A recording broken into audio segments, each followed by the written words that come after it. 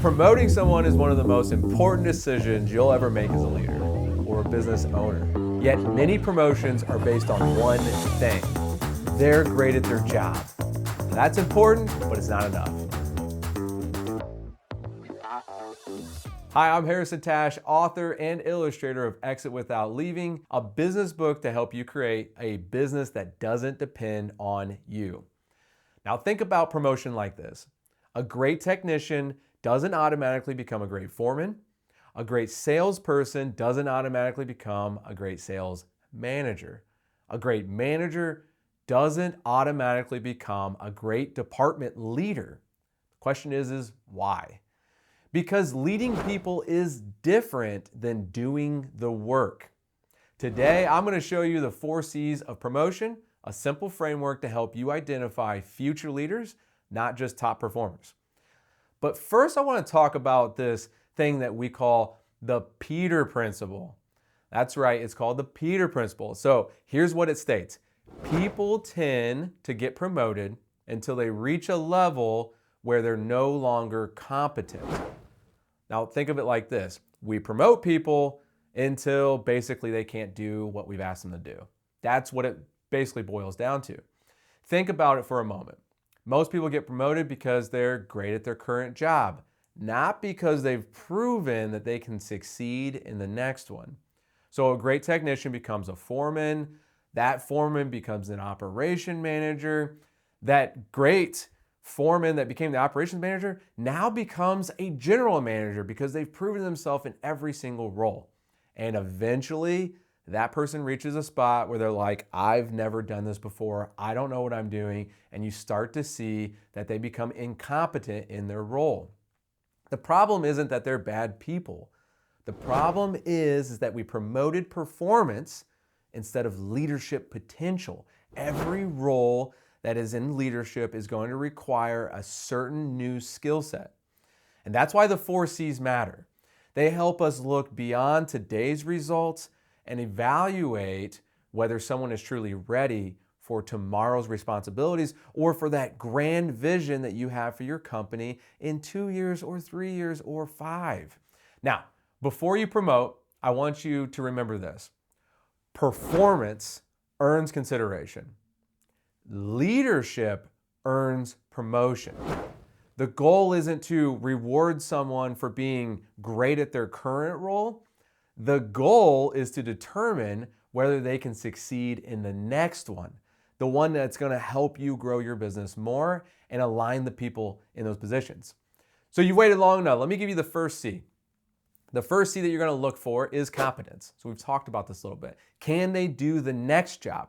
See, we look at competence at the level that they're at now. We need to look at the competence of that they're going to have in the next role. So don't just evaluate how they perform today. Ask whether they can handle the responsibilities of leadership for tomorrow. And here's some things to think about. Decision making. How well can they make decisions? How fast? How smart are those decisions? Communication. Accountability. Are they good at being direct and kind to people to ensure that performance stays high on their teams? Problem solving. You want the best kind of business around, you need to create problem solvers, not just people that do what lands on their desk. A top performer may be excellent at doing the work, but leadership requires helping others do the work. And one of the ways that we say it in our business is build healthy leaders that run the business. You have to create those healthy leaders. They don't just magically show up by UPS on your doorstep. It doesn't happen that way. All right, I'm going to give you the second C. So the first C was competence. The second C is character. Should they do the job? Now, this is a question I think a lot of you might wrestle with. Leadership amplifies character. The higher someone moves in your organization, the more influence they have on the culture. And you should pause right here and think to yourself, where have I allowed my culture to start to become less or more than what I wanted it to based on who I promoted or who I put in that leadership position? So you have to ask questions like, do they live your values? Not that they can just cite them or they see them on a wall and they talk about it in a meeting. Do they actually live out your values? This is important. If you don't have values, you need to go watch the values video so you can get some insight on this. Do they take ownership? Ownership is different than like what we talked about earlier. Stuff that lands on your desk, that's an order taker. Ownership means that they're looking for problems to solve before you even get there. And they know it's their responsibility, no one else's, to make sure it gets done right. And then do they handle adversity? Adversity is one of those things where when you look at someone and you say, okay, it's getting a little rocky, the market's down, are they strapping up their boots and going elbow to elbow with your team to make sure that things get done? And then here's a question, do others trust them? Do others trust them? Do they have that kind of influence? Is an important question. In my book, Exit Without Leaving, I talk about values being the foundation of consistency. The people you promote become examples for everyone else. All these things that have to do with leadership, we're looking at their character because it's going to multiply or it's going to suppress your culture. All right, so we talked about competence, we talked about character. Now there's the third C, which is chemistry. This is an important one because this is talking a little bit more about culture as well. Will they strengthen the team? This isn't about popularity. It's about influence and team dynamics. Do people respect them? Do they communicate well? Do they evaluate others? Right? Do they do that well? Do they create unity or do they create division? For example, you may have someone who consistently hits their numbers, but leaves conflict behind everywhere they go. Bodies hit the floor, and you're like, right, they get the performance done, the sales matters, right? That's great, but great leaders don't just perform well, they make entire teams better. And that's the question you gotta ask. Is my team gonna be better by this person that we promote or this person that we hire? And so that is chemistry. Now the last question you gotta ask yourself is, can they grow? Which is the 4C, capacity.